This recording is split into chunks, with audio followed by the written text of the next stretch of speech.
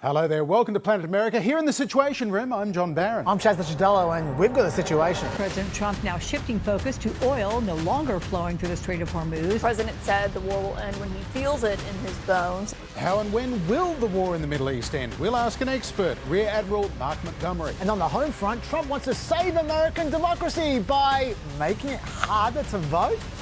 But first... And first this week, to the good news. And we've won. Let me tell you, we've won. You know, you never like to say too early you won. We won. We won the bet. In the first hour, it was over. But then came a lot of bad news. The investigation points to an American targeting error, the apparent result of some outdated intelligence. I don't know about it. Smoke pouring from Temple, Israel in suburban Detroit after authorities say a man armed with a rifle got past security, smashing his car through the front doors. What's up?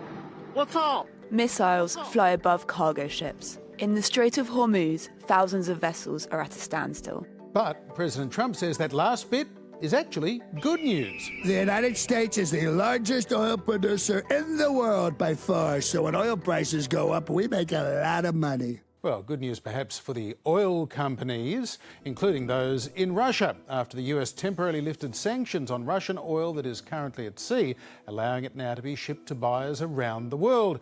And good news for Iran, too. Their crude oil has continued to flow through the Strait of Hormuz, even as their attacks on shipping have decimated exports from other Gulf countries. Less good news for American motorists. Since the war began, US regular gasoline prices have spiked almost 80 cents a gallon to a national average of around $3.70. Make that $5.50 in higher tax in California. So, in an effort to prop up supplies, the US will release 172 million barrels of crude oil from the Strategic Petroleum Reserve. But that doesn't happen all at once. Analysts say it might only flow at around 2 million barrels a day. So, if that doesn't cheer up American motorists, maybe the sight of their wartime president dancing at the end of a rally in Kentucky last week will. Inspirational stuff from the president Churchillian. there, John. We probably should, though, note why Trump found himself at a rally in Kentucky. Trump was campaigning against Thomas Massie in a Republican primary. That's right. In the middle of a war, Trump was focused on getting revenge against the one Republican who's standing up to him, particularly when it comes to the Epstein files. We got to get rid of this loser. This guy is bad. He's disloyal to the Republican Party.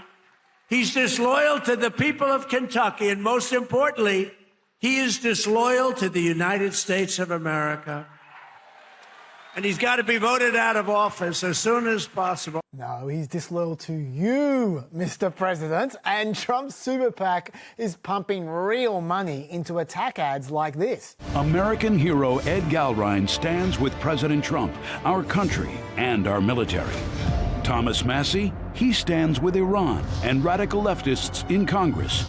For what it's worth, this is how Massie is responding to this campaign against him. The price of gas has gone up 47 cents and the price of diesel has gone up 83 cents in 10 days due to war in Iran. And waging war costs American taxpayers about $1 billion per day. This isn't America first. That primary is going to be in May. So, John, we might be seeing a lot more dancing in Kentucky yet. Yeah, well, the Secretary of War and former Fox News Weekend host Pete Hegseth was striking a more sombre tone after confirming another 6 US personnel were killed in an accident involving a US refuelling plane over Iraq. War is hell. War is chaos. And as we saw yesterday with the tragic crash of our KC-135 tanker, bad things can happen. Yes, they can. And this is serious stuff. War is not a game, unless you're running the official White House social media account.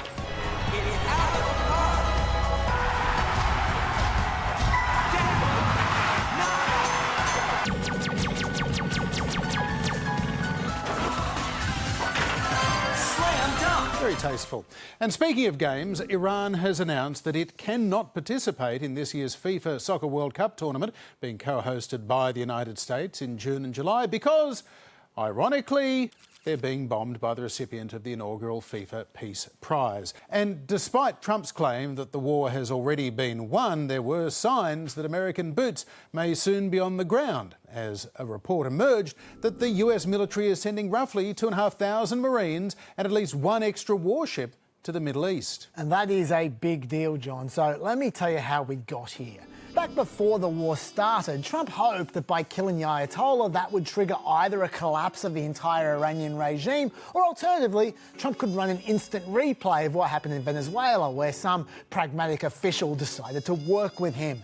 This was despite the National Intelligence Council preparing a classified report for Trump the week before the war, which stated that even a large-scale assault would be unlikely to oust Iran's military and clerical establishment. Furthermore, the chairman of the Joint Chiefs of Staff, General Kane, apparently warned Trump that an American attack could prompt Iran to close the Strait of Hormuz and that they could deploy mines, drones and missiles to make sure nothing got through. Trump apparently disregarded that advice because he believed Iran would capitulate before they could close the strait. Wrong. So confident was Trump that the strait wouldn't be shut down that his chief of staff, Susie Wiles, didn't even bother to ask Trump's advisors for ideas about how to keep gas prices low until several days after the war had started and oil prices had already begun to climb. And by the way, when every man and his dog are leaking to the newspapers about how this wasn't their fault and that they warned the boss beforehand, that's not a good sign for how your war's going. So what does Trump do? Well, he tried abusing the ships. Here's exactly what he said. These ships should go through the Strait of Hormuz and show some guts. There's nothing to be afraid of. They have no navy. We sunk all their ships. And he tried threatening Iran, tweeting, if Iran does anything that stops the flow of oil within the Strait of Hormuz, they will be hit by the United States of America 20 times harder than they've been hit thus far. Additionally, we'll take out easily destroyable targets that will make it virtually impossible for Iran to ever be built back as a nation again. Death, fire and fury will rain upon them. But it's hard to imagine how America could have bombed Iran much harder than 8,000 airstrikes in a little over a week. Maybe that's why Iran ignored Trump and started laying mines in the strait. Big problem. Firstly, stopping the mine boats would require constant surveillance of a huge area, which is not easy. During the first Gulf War, Iraq managed to lay 1,300 sea mines in the strait right under America's nose. Secondly, Iran has the capability to send out hundreds of civilian boats at the same time, some of which have mines, some of which don't, and sinking those boats would cost America a whole lot more than the boats cost Iran. Thirdly, mines are super cheap to make, $1,500 each for a classic sea mine, $25,000 each for more advanced magnetic mines, and lastly, sweeping for mines is slow and painstaking, and it turns the ships conducting the searches into sitting ducks. They even need to conduct multiple sweeps of the same area just to give Iran a second chance to hit them. Unsurprisingly, the cost of shipping insurance immediately skyrocketed, with war risk premiums quadrupling within a few days, making shipping completely unaffordable. So what could Trump do about all that? Trump announced America would provide at a very reasonable price its own political risk insurance and financial guarantees for all maritime trade. And maybe the US Navy could escort tankers through the Strait of Hormuz to keep them safe. Now that's a fine thing to tweet, but Congress did nothing. So there was no new magical insurance, and the Navy simply refused to conduct military escorts, saying quite reasonably the risk of attacks was too high. And there were plenty of reminders this week of just what those risks were. By the way, this can still get worse, because the leader of the Houthis has declared that his forces stand ready to intervene in support of Iran. And if we look at a map, this is the Strait of Hormuz currently being blocked off by Iran, and the Houthis happen to be right next to this other strait. If they choose to start blowing up ships there as well, that would really screw up international trade. So far, though, the Houthis are all talk, so fingers crossed it stays that way. Regardless, this is the situation that Trump is currently facing. Now, he does have one advantage. He hasn't lost the public yet. According to the Washington Post poll, the public have gone from only 25% of them believing the strikes against Iran should continue in the first week to, in the second week, 34% of them thinking it should continue. The war's actually becoming less unpopular, and releasing some of the strategic reserve will protect Americans against some of the oil price hikes. But this is the current level of the strategic reserve, and this is how much will be left after Trump releases the batch that he just announced. He can't keep that up for very long. Unfortunately, Trump also can't end the war, because it takes two sides to stop a war. And Iran has apparently spurned two messages seeking a ceasefire already. Iran's foreign minister has also said that the unilateral declaration from Trump that the war was over would not stop Iran fighting. So Trump is going to have to find a way to reopen that strait during a war. And there might be only one way to do it.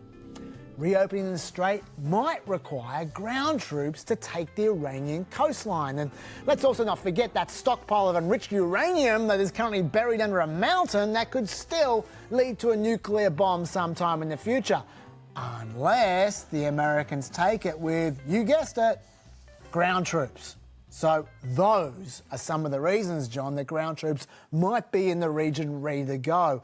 That might also be why this war moves up a notch. Yeah, it could well be. For more, I spoke to Rear Admiral Mark Montgomery. He's spent 3 decades in the US Navy. He commanded an aircraft carrier battle group. He served on the National Security Council during the Clinton administration, as well as being a top advisor to Republican Senator John McCain. Admiral, welcome to Planet America. In your assessment, what has been achieved militarily by the United States in the first fortnight of this conflict? Yeah, thanks. So if I look at the ways and means, the kind of military ways and means, not the strategic end states, but the ways and means, I think we're doing about as expected. I would have expected this to be probably 20,000 strikes over 4 weeks. And I think over 2 weeks, they've actually done about 13 or 14,000 strikes. And what they're really doing is they're hitting at drone facilities and production, ballistic missile facilities and production, their naval capabilities, particularly ships and submarines, but now mine layers and missiles and actual mine stowage facilities, the enemy air defense, and that's really pretty much done. The IRGC leadership in some of their facilities, and then finally the nuclear program. Each one of those is moving along. With the exception of the enemy air defense, none is complete. But they're moving like I thought they would, and I think within about a week they'll start looking at what do we need to reattack and because we didn't get it right, or what do we need to new attack because we didn't understand it was actually a target.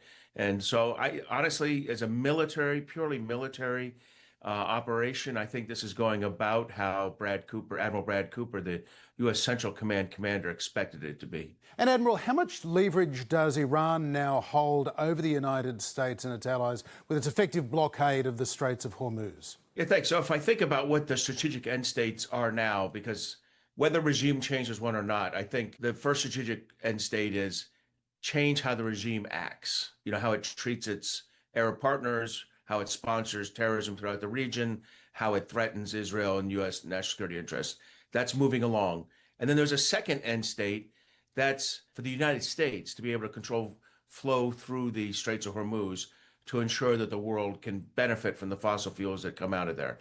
That is, not achieved. And a lot more of the ways and means are going to have to happen to trick the drones, the missiles, the mines, and the fast attack craft that threaten shipping, not just in the Strait. People tend to focus on that small 21-mile separation, but in the transit schemes leading up to it. Historically, that's where Iran has mined and done a lot of its attacks. Currently, that's where most of its attacks are happening, between that transit scheme and the port of Dubai. And so to get that strategic end state right, it's still going to take another week to 2 weeks of ways and means, that is, military strikes. And as you pointed out, that's creating a political challenge for the president, who now has a economic risk competing with a military risk. And Admiral, do you expect Australia will be invited by the United States to take part in a mission to try and reopen the Straits? Well, I think it's likely they'd be invited. I think it's possible they'd come, and I'd be disappointed if Australia doesn't see who Iran is. Iran is part of an axis of evil that is China, Russia, Iran, and North Korea. All four of them are fighting Ukraine. Last I heard, Australia felt some support for Ukraine. All four of them have been terrorizing the Arab countries in the Middle East. The Iranian Republic threatens that as soon as they can get a hold of a nuclear weapon, that they'll use it immediately on the Jewish state of Israel. And they threaten U.S. national security interests routinely. I would have thought that would be enough to convince Australia to do the right thing and participate in this, but I certainly don't speak for the Australian government. Admiral, when you heard in recent days that the Trump administration was sending maybe 2,500 US Marines into the Middle East and additional naval assets, what did you guess their mission would be? Well, certainly I understand why the other naval vessels are necessary, additional destroyers for the convoy operations I discussed. I see limited value in the Marines and the amphibious ships. I'm not opposed to them coming around. At some point, there might be a reason you need them. I wouldn't let them get anywhere near the Arabian Gulf until things were completely calm. Now, it might be that at some point we need them to occupy some kind of offshore island or things like that. But again, I think that's in the distant future. I mean, which is good because these ships go kind of slow. And when they get there, maybe things will be in a position where they can be utilized. But the first thing that came to mind for me wasn't, boy, we need some ground forces. I take the president at his word that he has no desire to put ground forces in Iran. So these Marines are not for that purpose. Finally, Admiral, what do you think the end of this conflict looks like? And as a military man, are you concerned that the president could prematurely declare mission accomplished before the military objectives have been achieved? Well, there's only one way forward for a successful conclusion of this, and that's to play out the campaign plan for at least 4 weeks. Now, he's president. Elections have consequences, and if he makes a choice to terminate this in the next week or two and declare mission accomplished, I think that will have the same historical reference as George W. Bush declaring mission accomplished in Iraq in 2003. It didn't play well over time. The president, this is hard for him, but he's got to maintain, persevere, live with the economic and political arrows that he's going to take for the next 2 weeks. I think long term, it's to his benefit to stick this out, do the full 4 weeks, allow us to establish the military conditions for success. If he pulls the plug in the next week, Iran will eventually control, either immediately or very quickly, control flow through the Straits of Hormuz. If Iran is left in control of the flow of oil and natural gas through the Straits of Hormuz, the message to every Arab partner, the message to our international partners, is that the United States lost this war, but more crucially, that Iran is in control of the resources of the Middle East. And that is something the president cannot allow to happen. So for his own legacy, for the good of the world economy long term, and for the effective security of our Arab partners, Israel, and United States national security interests, the president cannot take his foot off the pedal. The president cannot prematurely end this. And we have to continue the military campaign through its natural military conclusion. Rear Admiral Mark Montgomery, thank you for being with us on Planet America. No problem. Thank you very much, John. And now to the legislation which President Trump told Republicans gathered at the Congressional Institute in Florida is the single most important bill before the US Congress this year. The capital of the Save America Act. And what is going to save America? All voters have to show identification, ID. All voters must show proof of citizenship in order to vote. So you have ID and you have citizenship. So far, good. And Trump claims that most Americans agree that is good. Democrats voted 86% that this stuff should be passed. The Democrats. With the Republicans, you're at 98%. And if you look at the polling, there does appear to be widespread public support, even if Trump's numbers are a little bit off. According to a Pew poll, 83% of Americans favour requiring government-issued photo ID to vote. That figure was 1 point higher, according to a Gallup poll. But Those polls are just asking about photo ID. The proposed law goes a lot further than that. Most voters would not be able to register to vote with their driver's licence alone because it does not prove their citizenship. They would need a US passport or their birth certificate, and experts say that around 21 million Americans do not have access to those documents. And that's why it's really quite dishonest for Republicans to campaign for this bill by saying things like this. Show a picture ID, just like you do when you get on an airplane or go buy beer. Or, by the way, you could not get into the Democrat convention without showing ID. Every American gets this. No. You need more than just any old picture ID, John. As you say, under this bill, you could need a passport. And passports cost $130, so that's kind of like a poll tax. And by the way, Trump should consider that in red state West Virginia, only 20% of the people have passports, whereas in blue state New Jersey, 80% of the people have passports, and that's not a fluke. YouGov found 64% of Harris voters reported having a passport, compared to 55% of Trump voters. In fact, the 13 states in which people are least likely to have a passport voted for Trump in 2024. And passports are especially rare in rural counties where, of course, voters are the most Republican. So this bill is not necessarily in Republican interest. As for voter ID laws generally speaking, the standard view of academics is that voter ID laws don't actually decrease voter turnout in reality, including that of minority voters, and they don't have a detectable effect on voter fraud either. The people who are affected by ID laws probably aren't going to vote anyway. They're the forgotten people in America, John, and sadly, there are a lot of them. Having said that, it's hard for a study to detect effect sizes smaller than 1 or 2%. So there may well be some people affected, just not enough to affect an election result unless it's a really close election. Of course, that's going to be cold comfort to the individuals who would be affected and would miss out on their vote. You don't want anyone to be disenfranchised, of course, especially given how little documented voter fraud there's been over the years. The Conservative Heritage Foundation has only tracked 1,620 verified instances of voter fraud since 1982. We're talking literally billions of votes in that time.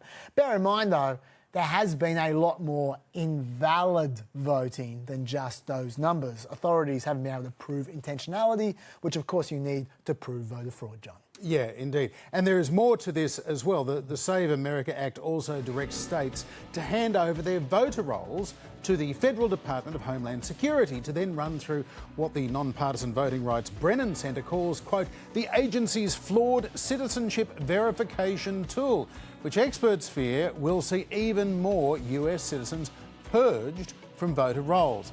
But they will tend to be citizens who were born overseas or with similar names to people born overseas. In other words, migrants or their descendants. And while no group is a monolith, immigrant voters still lean Democratic across almost all ethnic groups. Polls in 2024 found that immigrant US citizens who were likely voters favoured Kamala Harris over Donald Trump by approximately 55 to 41%. So that's a good reason for Democrats to be against the Save America Act, because they fear it will cost them more votes than it does Republicans. For the record, 11 states have already handed over their voter data to DHS, and you're right, DHS made heaps of mistakes. In just one county in Missouri, they found 74 people on the voter rolls who supposedly weren't citizens, but it turned out the system stuffed up, and more than half of those people were citizens. Another thing about these checks. The bill mandates voter roll purges occur every 30 days forever, placing a huge burden on state officials to deal with all the false matches that these searches dredge up, especially given the bill provides no compliance funding for the states. And it also means people could be mistakenly thrown off the voter rolls within the 90-day quiet period before an election. So that is more people being potentially disenfranchised. It could get very messy indeed. And there is even more, because the Save America Act actively makes it harder for people who have jumped all of those additional hurdles to register to vote to then be able to vote. No mail-in ballots except for illness, disability, military, or travel. Mail-in ballots are a disaster. He's been saying that kind of thing for years. Trump has long claimed that mail-in voting leads to widespread election fraud. That is simply false. In reality, cases of mail voting fraud are very rare, accounting for only 0.0000043% of total mail ballots cast. That is about 4 cases out of every 10 million mail votes. In 2024, an election that Trump won, you'll recall, 29% of voters cast their ballot by mail. So, why is he against this? Well, in 2020, an election, you'll recall he lost, concerns over COVID and expanded access to mail-in voting saw 43% of voters vote by mail, while in 2016, that other election that Trump won, just 21% voted by mail. See the pattern there? Seems Trump certainly does. Add to all of that, in 2024, 37% of Democrats voted by mail compared to just 24% of Republicans. And while Trump claims this is not about helping Republicans win, he also admits this is about helping Republicans win. And I'm not doing it for this reason at all. It'll guarantee the midterms. It'll guarantee the midterms. If you don't get it, big trouble. And the bottom line here is if all of these measures were to pass, it would actually be much easier to buy a semi-automatic rifle in America than it would be to vote. For what's worth, the mail-in voting bit isn't actually going to happen. That provision wasn't even in the House version of this bill because a fair few Republicans like mail-in voting. And that's not the only thing that Trump's trying to smuggle into this bill at the last second. In the last few days, he's also thrown in demands to stop trans women competing in women's sports and trans children from having gender-affirming surgery. I'm not sure what either of them have to do with voting, and I can't see either of those items getting anywhere near the bill either, especially given the Senate's got enough problems just passing Trump's voter ID rules. That stuff does have 51 co-sponsors, but the Democrats are simply not going to let it proceed without a filibuster. And Senate Republicans do not want to end the filibuster. Enter what Senator Mike Lee calls the talking filibuster. The Senate needs to invoke the talking filibuster, to enforce the talking filibuster. If senators want to debate this, if they want to filibuster it, make them work for it. Make them stand up, make them speak. If we do it this way, we can continue this progress, and I think we can get this thing done. Look, there are no guarantees here, but the only shot we've got at this is through the talking filibuster. So you don't end the filibuster, you just stop Democrats from taking the easy way out. If they want to filibuster, they can spend the next few months speaking 24 hours a day against some very popular reforms.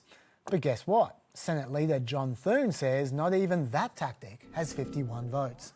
The votes aren't there, Thune said, either to nuke the filibuster or for the talking filibuster. Those are the facts and there's no getting around it, he said. But what's wrong with the talking filibuster? The problem is, it won't work. If the 47 Senate Democrats took turns speaking one at a time, they could block up the Senate for months. And that entire time, Republicans would need to ensure there were 51 senators there to maintain a quorum 24 hours a day. If 4 Republicans go home at any point, and remember, some of them are 150 years old, and there are only 49 Republicans in the Senate at one point, any point at all, one Democrat could move to adjourn the session, the clock would restart, and then all the Democratic senators could start speaking again. And by the way, it wouldn't just be unlimited debate, it would also be unlimited amendments. Democrats could force Republicans to vote on all kinds of stuff they really don't want to vote on. So a talking filibuster would punish Republicans way more than it would punish Democrats. Trump doesn't care though. In fact, he's promised his own one-man filibuster, tweeting that he as president will not sign any other bills until this is passed. Do not fail, he says. Well, that would mean nothing else would happen for quite some time. No funding to end the DHS shutdown, no funding for his war in Iran, no more Trump-appointed judges.